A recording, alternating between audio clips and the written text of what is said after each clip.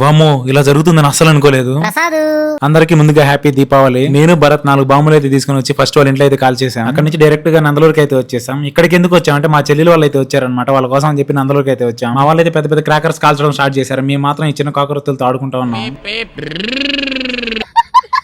ఇంతలో మా వాళ్ళు గనులు అయితే తీసుకొని వచ్చారు. అవి ఎలా సెట్ చేయాలో మా వాళ్ళకి అసలే తెలియదు. సరే ఇటు అని చెప్పేసి నేనే సెట్ చేసి ఇచ్చా. ఏం చేద్దాం, చిన్న పిల్లలు ఇంకా మన కాంగంటే ఎవరు నేర్పిస్తారు. అక్కడ నుంచి మళ్ళీ పెనంగళూరుకి అయితే వచ్చేసాం. మా తోషితాన్ని క్రాకర్స్ కాల్చమంటే చూడండి ఏముంటుందో. ఇంకా బస్ స్టాండ్ లోకి అయితే వచ్చి క్రాకర్స్ పేల్చడం స్టార్ట్ చేసాం.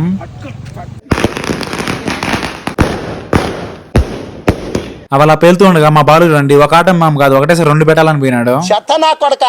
మీ అమ్మ నాని చూశారనుకో.